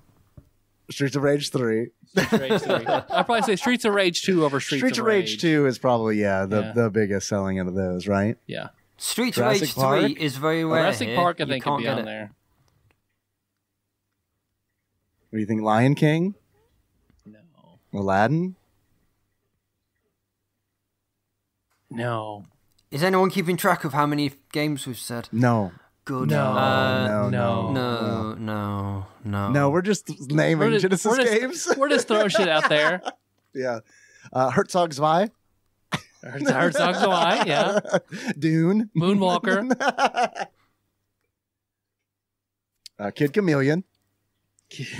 Yeah. Gunstar Heroes. Gunstar Heroes, which I don't think that sold well, unfortunately. I bet it didn't. But really, Sonic 1, Sonic 2, Streets of Rage 2, or 3 I seriously think are out there. Yeah. Right. I mean, well, also we got to think about Madden and stuff too. It's known for their Because sports it's known game. for sports games. You're right. And maybe FIFA. NBA Jam could be on there. Could be. Ross, are we doing good? This feels too freeform. Okay. So I tell you what we'll do. I'll just go through them. You got some of them. You did very well. So at number 10, maybe that's what I'll do. I should have really said which one do you think was the 10th best selling, and then we could have done it a bit better. But I've not done that. We definitely and now I fucked can't go that back. all up, though. I think we did just fine. Yeah, we did good. I love this quiz. You did good. Well done, you. Thank you. Mortal. God, I'm just thinking about the. Go and fill it in on your rainbow chart thing. Yeah, we get do. it. I brought the rainbows over today. Let's go do it.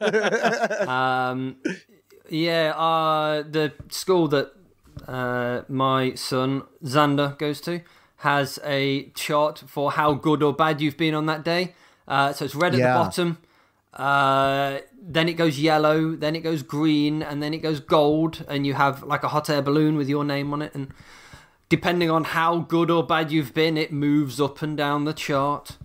We've got that too. The color system is different, but it's essentially the same. Is this like a public thing? Like, is it like up on the wall, like in class, that kind of thing? Yeah, it's definitely a name and shame thing.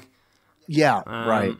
Yeah, which works out for me because Henry behaves, but it doesn't work out for like several people I know who like I work with somebody whose son is special needs, and it's like he's in a regular class and he is like always like on like red or something That's like bullshit. that, and it's like it sucks for him because it's like the kids definitely they stay away from him because it's like, well, if I hang out with him, I'm gonna get in trouble too. There's a better way to do it than that. I don't know what it is, and I don't want to tell your school system how to work, but they're definitely doing it wrong. No, go ahead. No, we need it. Here in Xander's last school in the UK, they had a tree, and if you were when you start the day, your apple is in the tree because you're being, and if you're bad, the apple falls out of the tree, and the teachers would say, "Go and move your apple," and the kids would have to solemnly walk up to the tree, take their apple, put it on the ground, and then look at it forlornly. And the kids all going to throw apples at that kid and sit up there. Yeah, or much more likely, the kids don't give a fuck and run around and scream and bite each other, and you know what kids are like. Savages, I believe is the word. But it's been really hard. My good lady wife was saying that the kids that have come into like the year one class, I guess they are sort of 5 and 6, are just absolutely feral because they've had no previous sort of you go into like a preschool, and the preschool is sort of a warm up to get kids into the habit of just going somewhere different. They don't do any work, they just play, but they are somewhere different and they have to follow rules that have never been followed, and someone has to tell them what to do, and that prepares them for the school where they actually start to do something. But because of COVID, they missed most of that, so they're not listening or doing what they're told or sitting down to do any work, and are just absolute monsters. So now is a good time not to be a teacher. Yeah. Now sucks to be a teacher for sure, especially here because like the last 4 years have been pretty bad to be a teacher. Yeah. Here. Well, it's never. I mean, in my opinion, it's never been great. You know, like I feel like that is unfortunately a profession. And why they're targeted for some weird fucking reason. Yeah, but like with everything, like with COVID, at least like the way that they're doing it here, it's especially hard on them because they're having to teach kids in person, and then also the other half like online. Yep. And it's like not only are they exposed to, you know, all the kids like who carry all the germs that their parents who may or may not wear masks. You know what I mean? Like it's fucking it sucks. Yep. I'm not envious of teachers. I recently hired a teacher who she herself is immunosuppressed, and she was like, "I'm not doing it." I don't blame her. So it would be, I know they won't care. So yeah, I will go back to it once all this is over. Yeah. Yeah, it's that whole like Zoom remote learning stuff is just, it's doomed from the start. They have to be seen to be trying to do something, but no one's gonna fucking pay attention, are they? I certainly wouldn't. No, I wouldn't either. No, of course not. Unfortunately, there will always be one person in a Zoom class that doesn't remember that their camera's on and decides to just have a crafty wank in front of all of their classmates. My cousin recently posted a video of like a kid's mom like walking behind him naked, seeing the camera, and then jumping back out of the way. Can you send that to me, please? I haven't seen that one yet. Yeah, now is not a good time. Here's some fun trivia. I trained as a teacher and was a teacher for a little bit. I taught in secondary schools, so they were like 13 to 16 or 17. It seems like the worst age. Yeah. I sort of thought, at best, if they didn't want to work, that's their problem. But that is not how that goes. Teaching, unfortunately, is a lot of... I don't know what it's like there, but here, or certainly in the UK, it was just ticking boxes. It was proving that a child has done something once by making them print it out and sticking it in a folder and saying, here's their portfolio that proves I've taught them how to do their things. But it's not... Yeah. They don't learn anything. They're not trying to learn anything. You're not trying to teach them anything. You're just trying to make them do a thing so you can say they've done a thing so you don't get in trouble. Right. But enough about what's wrong with the education system. Also, a year 7 student, she would have been about 12 or 13. At that age, it really is just I'm just getting you to do something to keep you out of my hair for 20 minutes. And we said, you're going to design a poster for a place in the world that you want people to visit, like a holiday poster. So she goes away and she makes this poster of Egypt, all in fucking Comic Sans. It makes my skin crawl. So she's made this poster and it's like a picture of the desert with the Great Pyramids and a camel and shit or whatever. And it's like, come see Egypt. We have sand and shit. And she's printed out in black and white, and I've said, this is really nice. I like the words and the picture, blah, blah, blah, but it's in black and white. Print it out in colour, and we'll stick it in your folder. And then we can say that you've done some nice work and show other people. And she looked at me with no irony, and she said, God, this is so stressful. And I just wanted to punch her in the face. I was like, have a mortgage! Pay bills! Oh, it's literally a checkbox. Yeah, this is not. I do this sort of thing better than you do for fun, and usually with more breasts in it. But please, just leave Every me day alone. for fun, I make a Visit Egypt poster. I've done one in Comic Sans. I've done one in Papyrus. Oh I even God! did one in Wingdings. We can fucking believe that shit. It's fun. Oh God! Yeah, it was. I want to see that real like Egypt tourist board who does like the real poster where it's like, we have sand and camels and shit. Oh yeah, that was a good detour. The only place safe from God Kaiser Hell. Also in Europe, there was sort of some background. Oh, they went heavy on the parallax scrolling in one of them, yeah, in the background to one of the levels in Europe is a building on the floor, and it took me a long time to figure out that it was the Leaning Tower of Pisa, which was no longer leaning, and very long. Nope. It was about 9 miles high. Yeah, it was a big boy. So, okay, since we're talking about that again, and since we're talking about Europe, I couldn't figure out what some of the landmarks were. Where you fight the boss for that level. I couldn't figure out where that was. Can you name all the locations, please? I don't remember them. There was definitely... I definitely remember a broken Eiffel Tower and fallen down Arc de Triomphe. There was the fallen down Leaning Tower of Pisa.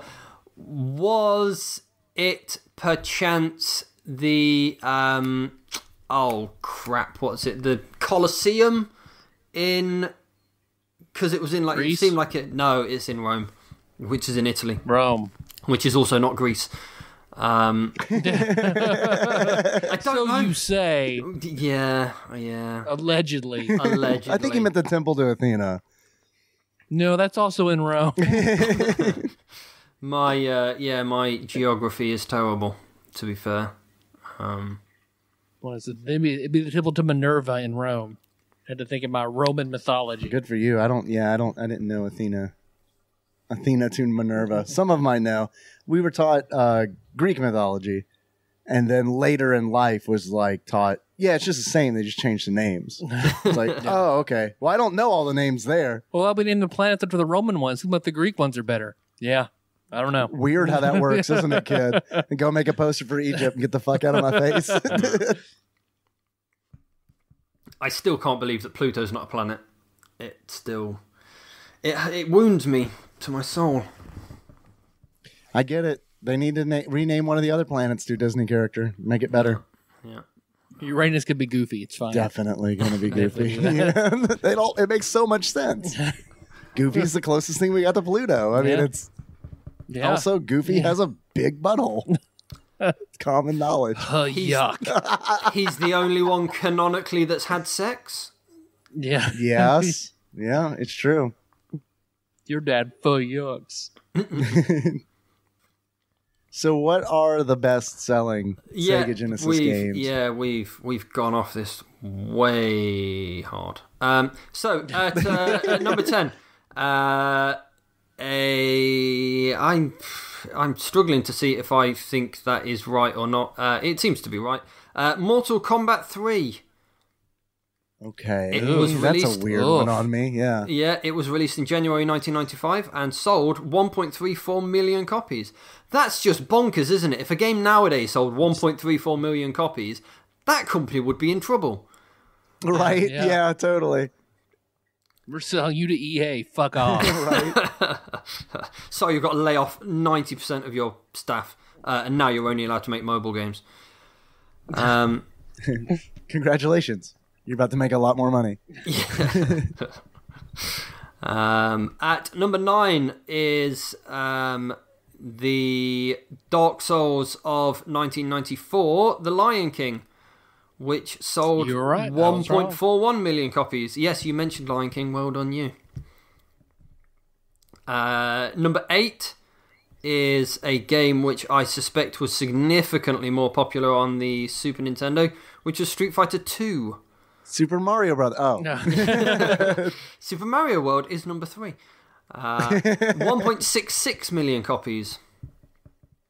Number 7 is Sonic the Hedgehog 3, which you said.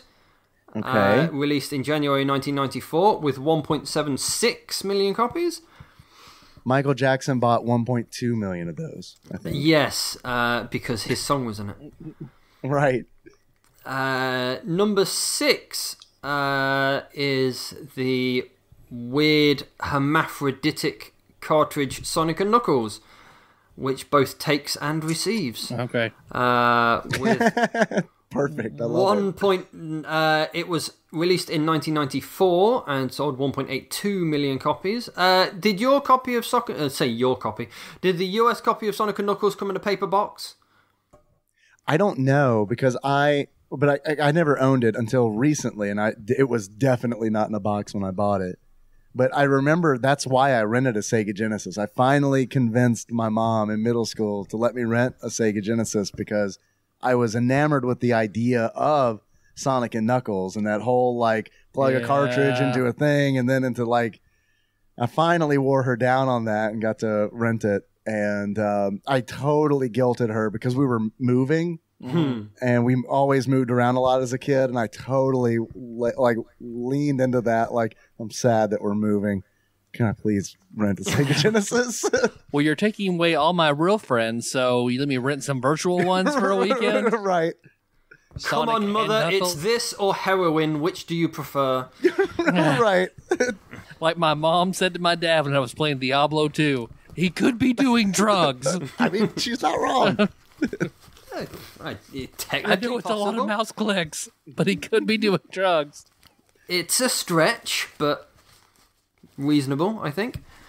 Where did I get to? Sonic and Knuckles. So, number 5 is NBA James, which was released in 1993. 2.05 million copies. There is a sodding cocking documentary that Seth Rogen did about the console wars. Was it called Console Wars? between the Genesis and Nintendo. It's fantastic. You should definitely watch it. I haven't seen it yet because it's on CBS All Access, and I don't have that. But I need to get the free trial, the 7-day trial, and just try to watch all of that in 7 days. Yeah, I think it's only one film. It's like It's like a 2-hour-long movie. Oh, is that all? Okay. I'll see if Mr. Bay has it. Yes, I mean, my great uncle Bay lent me his copy. Excellent. Well, when you're done with it, if I could borrow it, that would be great. But yeah, it's really good. It's certainly. I mean, a lot of people talk about Nintendo. Here's another fun fact: Sega at that period, Sega in the sort of 8 and 16-bit era, significantly more popular in the UK than Nintendo was. Yeah, man. I remember like going over, like on a school thing, and like spending some time with a dude over there named Giles. And he had like a Genesis, and like I remember when I asked about the Nintendo, like he kind of like looked at me like I was absolutely a peasant. He had all the sports games, right? Yeah, lots of sports, lots of soccer games. Like, I mean, that was like I didn't like so many of them. Like he had probably had 12 games. Half of those were proper football games. Nuts. It's fucking nuts. That noise you might have heard was me dropping my mic, so I apologise for that. No worries. It wasn't loud at all. Nothing but the most professional here. Right. Christ. Yes, okay. Number 4, Streets of Rage. Was released in December 1990 and sold 2.6 million copies. Number 3 is the original Mortal Kombat, and I guess most people went for that one because it had the blood in it, as opposed to... The blood, right, yeah. They make a big deal of that, actually, in Console Wars. That sold 2.67 million copies. Number 2 was Sonic the Hedgehog 1. There we go. Released in 1991. Sold 4.34 million. And wow, that's a big jump. Yes, that's that pack-in jump. Yeah. Yep. And at number 1 is Sonic the Hedgehog 2 with 6.03 million, and that was the pack-in for the Model 2 Mega Drive, which again sort of makes sense. Sort of pack-in stuff, isn't it? Totally. And they made a big deal of blast processing, which wasn't a thing. It was just brilliant marketing. Right. And that was it. That was the top 10 selling. God, games nowadays will sell 6 million units on day one. It's just bonkers. Not if I made one. It depends what your game was. It'd have to get all the demographics. It'd have to get like the furries, the hentai games, the perverts. Yeah, the pervert. Go for the pervert market, definitely. Well, I play well to the pervert market. Play very well with the perverts. Yeah, being one myself. We got the perverts natural. on lockdown. Right? Yeah, it works out great. I do find like people will. You'll read about a kink and you're like, oh God, what on earth is wrong with you? Or, while you're greasing up the melon to pop into your anus. Always try new things. Well, there's a limit, let's be honest. The pervert anthem. Thanks for the quiz, Ross. That wasn't a quiz, don't think that. That was a quiz. Thanks for the freeform discussion. Yeah, thanks for, structured around facts. Yes. Well, alright, fair enough. It was way better than any poster of Egypt I've ever seen. It's way better than any black and white poster with Comic Sans on it. I don't know. I've seen some STD posters in black and white. They've been pretty good. In Comic Sans. There is there's sort of posters and things. There was like an advertising campaign that the government put out here, not here, the UK, about sort of assault and inappropriate touching and inappropriate relationships and all this sort of thing. And there is like large anthropomorphized puppets of, one is a bra and one is a pair of Y-fronts. And the Y-fronts, so underpants. Okay, Y-fronts. Y-fronts, they are called Y-fronts because they have an upside down Y on them that you can pop your old man out of to take a leak. Maybe you'd call, wow, tighty whities, are they Y-fronts? I see that. I see what you're saying. Huh. And the pants are sat on a bus and talking about how someone touched his arse or whatever. It's just very odd. Again, I like pants. It's very odd that the man's undergarment would be saying that. You'd think the bra would be saying that, but weird. The bra says something else equally suitable, I suppose. It's just weird, I guess. I don't know why. It's got to that stage where I do not remember what the beginning of my sentence was that I was saying. But you do remember the poster, which means you definitely jerked off thinking about it. Pop my old man out of this one. Yeah. Have a crafty wank. Just out of the leg hole. That's fun. Just imagine that asshole just opening up for a full colon view. Can you make it sing? Can you make it lip sing? If I play some Bad to the Bone, can you make it move? Farts just there's no. He farts sound more like burps. Come on. Yeah. There's no sound involved at all. Just a gentle draft. You throw a paper airplane at it.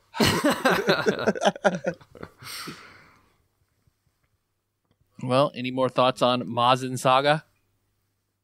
Check it out, but not for $44. Yep. Definitely worth playing. But look at the animation. Probably watch a playthrough of it. That is probably actually the best way to experience it, is to watch somebody else play it. Someone who's good at it. Yeah. They're out there. Yeah. I saw a video. Yeah, there's people are very good at it. 6 people. Well, thanks for throwing in, Ross, putting the bounty out on this and joining us for it. It was very good to hang out with you for 2 hours. It has been 2 hours. Yeah, thanks for inviting me in, and it's been an experience. I guess it's always sort of the worry that you like something and you tell some people about it and they say, no, that was terrible. But luckily I'm not the sort of I get it. There you go. Yeah, I co-host this podcast. I get it. Luckily I'm not the sort of person that has to be and my opinions don't have to be validated by other people. If you don't like it, I don't give a fuck what you think. I quite liked it. There you go. It didn't sound like you liked it, though. I do like it. It's okay. All right. It's I don't know if there's many things that I can gush about and say this is absolutely the best thing that's ever been. I guess that's sort of the British way, is to not be that enthusiastic about things. Okay. I liked it. I like the beat 'em up segments, but the fighting segments just killed it. Yeah. Yeah. Yep. Yeah, they were. 100%. 100%. Well, I guess that's all we got. That's it. It's pretty good. It's a good Patreon. That's a lengthy Patreon episode. Yeah. Pretty good. It's a pretty lengthy good. boy. Well, I'm going to take a shit, so thanks, everybody. Bye, everybody.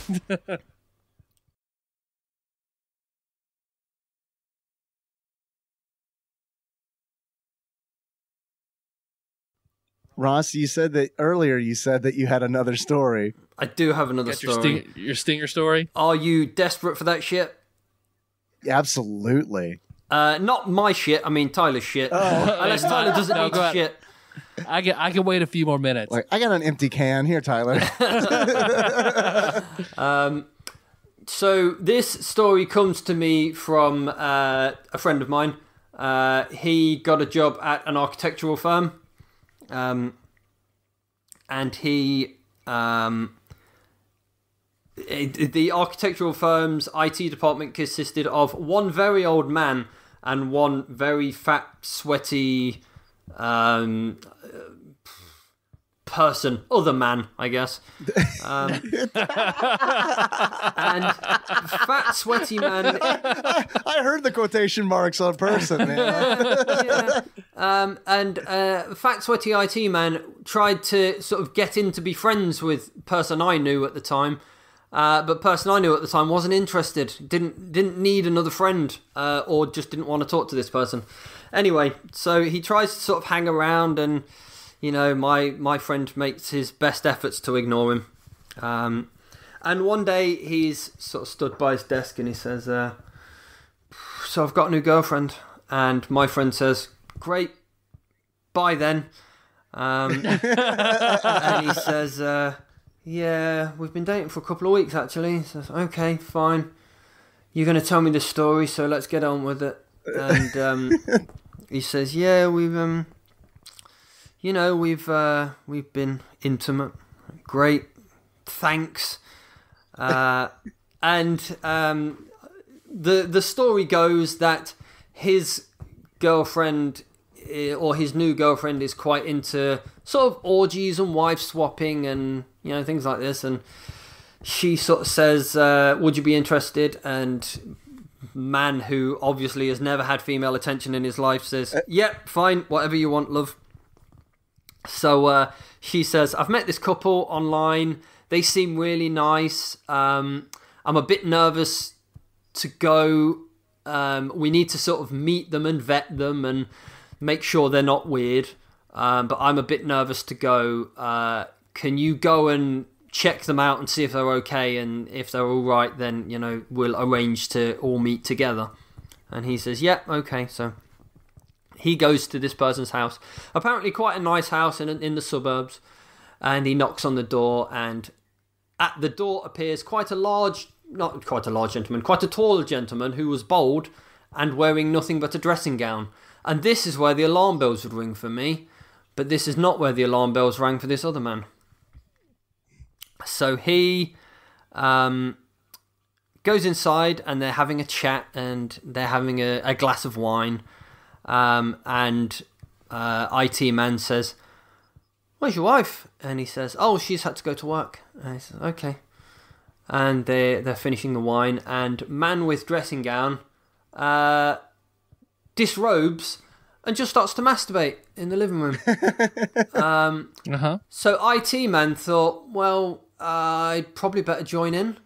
So he takes his trousers off and... Good instincts. Yeah, he takes his trousers off and joins in. None of this seemed weird to him at the time. And then Bold Man gets up and sucks IT Man off. All right. And when IT Man finishes, Bold Guy sits on the chair looking expectantly. And IT Man says, well... I kind of felt obliged to at this stage. So he just sucks off a random stranger in random stranger's house. And then after he's finished, they arrange to meet up again, and he goes home. And I don't think the relationship lasted much longer than that. And I suspect what happened was she'd pimped him out to a random homosexual man. Yeah. It certainly sounds like it, doesn't it? It does. When you say I was so like, wow, what a story that I didn't even think about that, but it does sound like that. It's a pretty lengthy way to go about it, right, though? I figured, like, all gay men have to do is just, like, go to a chat room. Be like, yeah. But what's up? As opposed to, like, going and finding a girl. Well, okay, well, I don't know. Maybe everybody has their kinks. I don't know. That just seems like a lengthy way to go around it. Yeah, I mean, that's a good point. Maybe it's a gay man having sex with a straight man. With a straight man. Yeah, from what I hear, I've heard, like, gay friends that I have, like, that's the big fantasy is, I've heard that from gay friends as well, yeah. But I do think that if someone... So you keep dating that girl? I don't think it lasted very much longer, to be fair. Yeah. How did your friend react? I don't remember. I think it was just one of those things where he was in shock, awe, and disgust that he just turned away and never. So Trent and I hang out regularly now. You're right. Yeah. Or maybe that was just his. Maybe that was his excuse. Maybe the man in the story was him. And No, my girlfriend made me do it. Yeah. Maybe this is just. Maybe he was Maybe he was watching for my reaction. Maybe if I'd have said, "Oh, that sounds quite interesting," it'd be like, "Well, I know a guy." Well, let me pull my old man out of my front Y here then. I'm just gonna pop my trousers down, and you see how you feel. I can't say I've ever seen a cock and thought, Jesus, that's all right. I'm All right, hold on. I'm gonna send you a Facebook message. I'm happy with my own, and that's as many as I want to be involved with, I think.